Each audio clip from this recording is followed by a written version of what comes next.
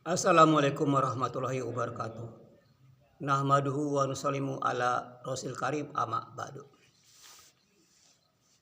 Hadirin pemirsa ya yang dirahmati Allah.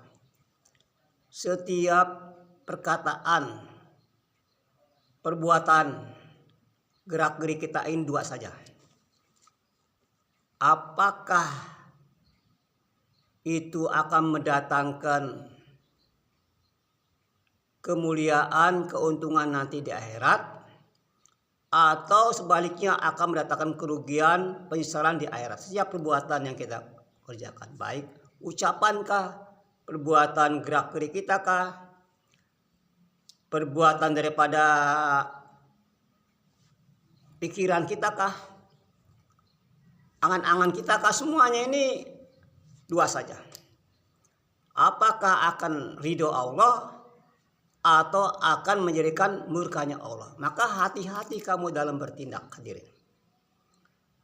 Apalagi nih dikatakan orang masuk neraka ini banyak banget dari dua anggota tubuh kita, yaitu dari ucapan, mulut, dan kemaluan. Hati-hati dalam berbuat. Maka orang bijak, orang pandai ini dia selalu mawas diri. Dia selalu menghisap diri sebelum nanti ada hisapan nanti di akhirat yang kekal selamanya.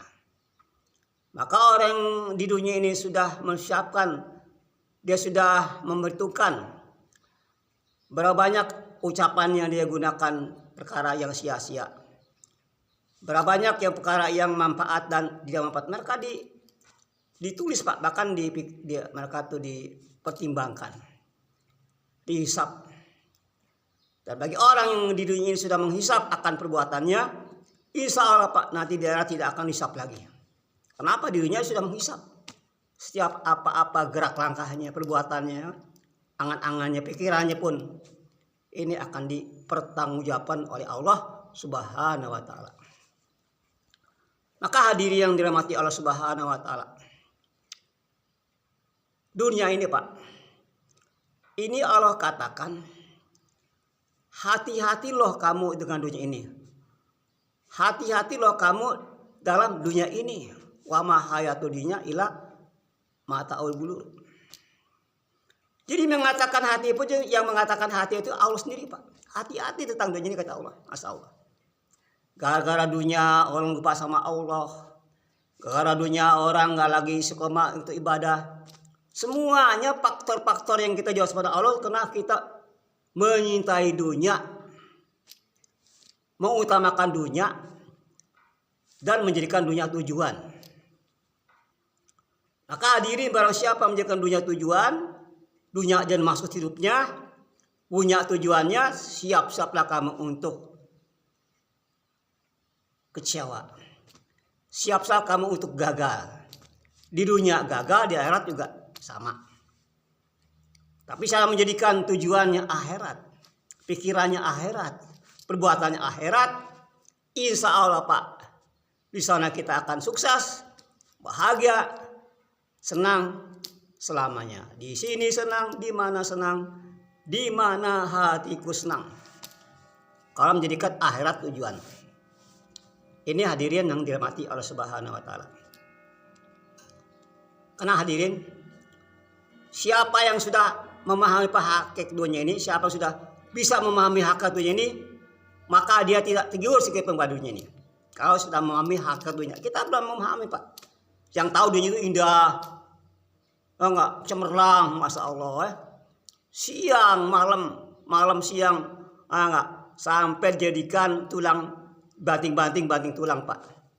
Hanya mencari kesenangan yang senangan belaka. Bukan berarti kita tidak boleh mengejar dunia, silakan. Bukan berarti kita nggak boleh kaya, silakan. Bukan berarti kita nggak boleh punya jabatan, silakan. Jadi presiden kah, gubernur kah, jadi wali kota kah, jadi orang apa terserah, silakan. Tapi jangan sampai pangkat kamu, jabatan kamu itu ada di hati kita Pak. Nah, nggak boleh kita punya rumah, tapi jangan sampai rumah itu sampai cinta ke dalam hati kita Pak. Ini yang sangat dilarang keras. yang mengakibatkan kita lupa sama Allah Subhanahu wa taala, Pak. Lupa sama hakikat-hakikat yang sesungguhnya. Ini hadirin yang dirahmati Allah Subhanahu wa taala. Kita tahu Pak, ada satu kejadian ya. Ada seorang pengusaha ya. Dia seorang saudagar kaya Pak. Lalu ada berita informasi, wahai tuan, wahai Syekh, kapal kamu yang barang-barang putih miliaran itu tenggelam. Maka saya itu dia berpikir sejenak.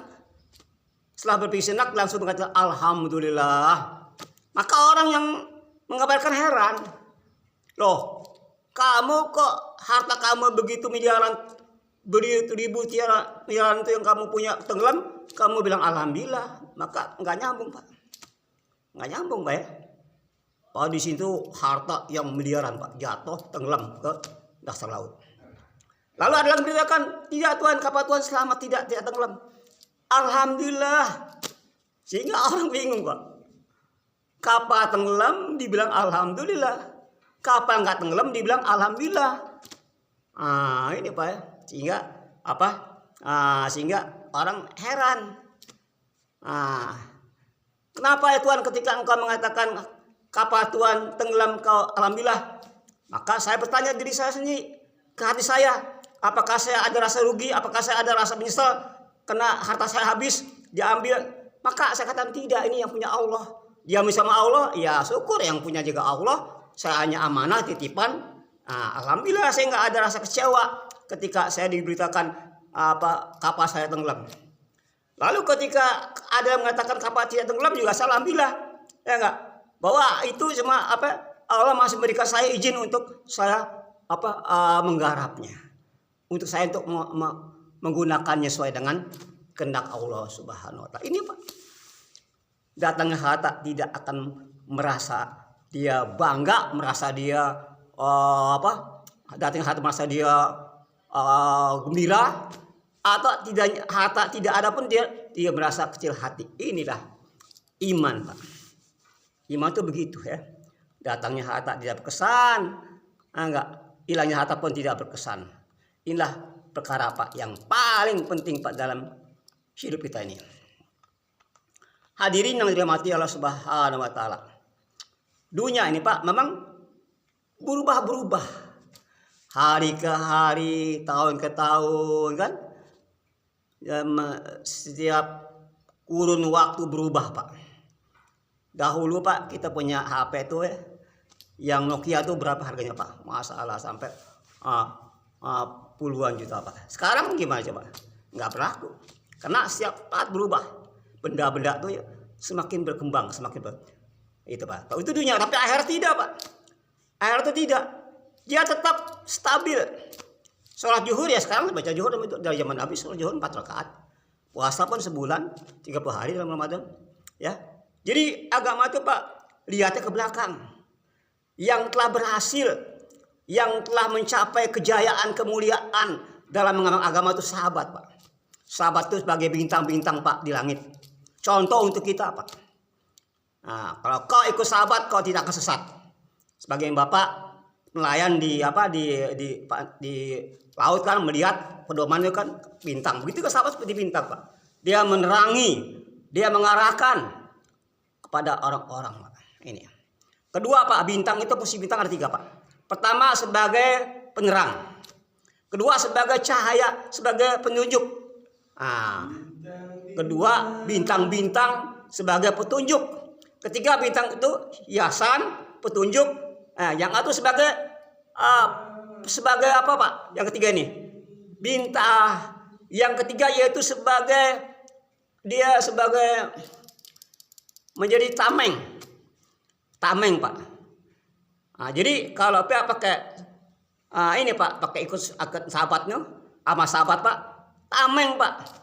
Daripada kesirikan nggak akan datang. Daripada kerakusan dunia nggak datang Pak. Daripada kejoliman pun jauh Pak, nggak kena Pak. Negatif itu nggak akan sampai kepada orang mengamalkan amal sahabat Pak. Nggak kena Pak. Karena dia punya tameng Pak. Dia punya tameng Pak. Itu juga sahabat Pak. 3 bintang itu kan. Penerang, pedoman, dan tameng. Daripada ikut sahabat. Karena kita nggak bisa hanya ikut Nabi aja Pak. Sahabat pun kita ikutin. Karena kata Nabi, umatku akan pecah belah menjadi 73 golongan. Lalu siapa Rasul yang mau selamat itu? Ana wa sahabi. Aku dan sahabat-sahabatku. Itulah yang akan selamat. Selainnya gagal total. Masya Allah. Selainnya gagal total Pak. Tidak ada lagi Pak. Tawar menawar Pak. Kalau kita gagal ya gagal lah. Ya enggak, banyak jalan menuju Roma. Jalan surga cuma satu Pak, cara Nabi. Sebagai Bapak melihat hanya dengan mata, nggak bisa melihat dengan kuping kan. Berjalan dengan kaki, begitu ingin selamat cara Nabi. Ya enggak, bagaimana kisah Nabi? Ada umat nih Pak. Apa kisah Nabi? Bagaimana orang satu pun jangan masuk neraka. Aku nggak rela umat berseraka walaupun 1 orang Pak. Itu Nabi pikir Pak. Kita ada pikir nggak? Jangan pun orang lain, kalau kita sendiri nggak pikir, kita pikirin diri kita sendiri nih. Kalau kita pikirin Pak, bagaimana orang lain? Kita kadang-kadang nggak sholat pun kadang-kadang rara-rara, dilalaikan Pak. Ini gimana? Iya, diri kita sendiri nggak sayang diri kita sendiri, apalagi ke orang lain. Masya Allah. Sayang Nabi Pak, lebih sayang pada diri kita sendiri Pak. Sayang Nabi sama umatnya ini lebih sayang pada diri kita sendiri Pak. Masya Allah. Nabi begitu cintanya Pak kepada umatnya Pak.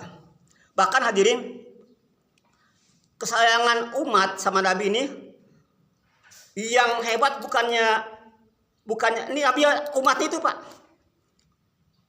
Kalau Nabinya saya sayang ke umat kita nih. Jadi nilainya itu kepada Nabi itu sebagaimana kita sayangnya pada Nabi Pak. Itulah nilai tinggi derajat umat ini. Kalau umat sayang Nabinya, maka ada seorang Pak yang bertanya, ya Rasulullah, saya sayang samamu, saya sayang sama kamu, saya sangat cinta pada kamu, saya sangat ridho sama kamu. Maka Nabi katakan, wahai sahabatku, kau ralat ucapan kamu. Benar ya, saya sayang, saya cinta, saya kagum. Colang lagi, ralat lagi, pikir lagi lebih lama lagi, lebih dalam lagi. Ya salah cinta engkau Rasulullah. Baiklah kalau kau tekad cinta padaku, maka Allah katakan, siap-siaplah kau menderita. Penderitaan kamu nih sebagai curahan hujan berdatangan. Nah ini Pak. Jadi ikut Nabi itu begitu Pak. Tantangan banyak, rintangan banyak, cemohan banyak. Enggak lulus Pak. Enggak mulus Pak. Ikut Nabi itu enggak mulus. Tapi semuanya itu indah. Indah dipandang mata Pak. Indah di dalam hati Pak. Walaupun di johirnya dia menderita, makan kekurangan, rumah bocor tapi ada hati Allah, maka indah hidupnya indah Pak. Kalau ada Allah di hatinya Pak. Tapi kalau Allah nggak ada, udah susah, langsak lagi jauh sama Allah lagi. Masya Allah kan. Ini yang 2 kali menderita Pak. Ini yang dia kata menderita itu begitu. Susah, nggak gubuk reot, nggak taat sama Allah. Ini namanya gubuk derita itu. Aslinya gubuk derita itu begitu Pak. Nggak jauh sama Allah, udah gitu miskin, nggak mau taat sama Allah. Nah ini Pak ya. Jadi kita harus bisa memahami apa hakikat yang sebenarnya. Ya enggak, jangan kita hanya melihat ya aspal-aspal yang nampak Pak, jangan Pak. Yang nampak ini memang juga ujian. Kita bertani ujian. Siapa nanam tadi itu Pak? Tumbuh rumput, tumbuhan itu padi Allah. Bukan karena kita dikasih pupuk, bukan Pak. Ya enggak, tapi Allah menjadikan, ya Allah menjadikan manfaat itu pertanian atau rugi itu tergantung Allah Subhanahu wa Ta'ala. Bapak jualan di pasar, ya enggak, maju atau bangkrut tergantung. Ya kalau Allah tentukan dia bangkrut, Bapak usaha pun berpikir apapun tetap bangkrut juga, gagal juga, ya enggak. Ini gagal maning juga Pak. Jadi itu Pak, semua yang menentukan gagal rasanya Allah, yang menentukan mulia hina Allah, yang mendatang kita nih senang atau susah Allah Subhanahu wa Ta'ala. Dan semua yang Allah datangkan Pak, itu kebaikan buat kita. Semua yang Allah datangkan Pak, itu hikmahnya ada Pak. Allah nggak memberikan semua tuh masalah tuh begitu saja Pak, ada hikmahnya di balik semua itu Pak. Maka kalau sekarang kita sudah paham ini Pak, nggak ada rasa kecewa dikasih miskin, nggak ada rasa gembira dikasih kaya. Ya, orang buta dikasih buta pun dia menerima. Ya enggak? Dengan penuh ke dia, dengan penuh rasa dia, rasa syukur ya pada Allah. Gitu Pak. Jadi itulah ya. Memang indah Pak hidupnya. Sehingga antik, orang beriman itu antik Pak, aneh imannya. Nah, enggak, dikasih susah dia senang, dikasih kaya dia senang. Jadi kapan enggak ada susahnya kan? Tapi orang jauh sama Allah, dikasih kaya lupa diri. Dikasih miskin dia ngeluh kerjaannya kan. Butang banting sini sono ini Pak. Jadi enggak ada benernya lah ya. Jadi orang beriman ini indah Pak ya.